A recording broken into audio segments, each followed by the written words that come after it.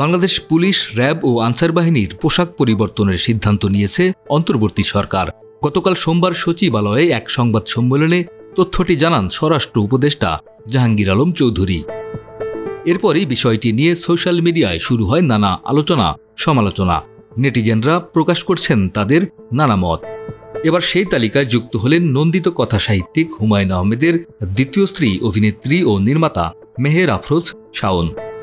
গতকাল রাতে নতুন পোশাকে ৩ বাহিনীর একটি ছবি ফেসবুকে শেয়ার করে এই অভিনেত্রী লেখেন, পোশাক কেমন হলো এই আলাপে যাচ্ছি না।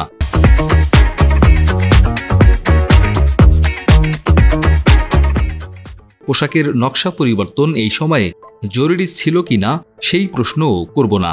নতুন পোশাকের রং কোনো বিশেষ দেশের সঙ্গে মিলে গেছে নাকি ইচ্ছাকৃতভাবে মিলিয়ে করা হয়েছে সেই কথা মাথায় আসলেও মুখে আনব না। শাওন আরও লিখেছেন, আমার শুধু একটাই কৌতূহল, এই ৩ বাহিনীর সবার জন্য কয়েক লাখ সেট নতুন পোশাক বানাতে প্রকৃতপক্ষে কত টাকা খরচ হবে এবং টেন্ডারে কত টাকা খরচ দেখানো হবে। সেই টেন্ডার যারা পাবেন তারা কি আত্মীয়তা, রাজনৈতিক দল, জুলাই বিপ্লব নাকি অন্য কোনো কোটায় পাবেন? এদিকে গেল শুক্রবার রাজধানীতে এক সড়ক দুর্ঘটনার শিকার হয়েছেন শাওন। বড় ছেলে নিশাদ হুমায়ুনকে নিয়ে নিউ মার্কেটে শপিং করতে গিয়েছিলেন তিনি। রাস্তা পার হতে গেলে অটোরিকশা সজোরে ধাক্কা দেয় এই অভিনেত্রীকে। দুর্ঘটনায় বাঁ পায়ে গুরুতর চোট পান শাওন। ডেস্ক রিপোর্ট, আমাদের সময়।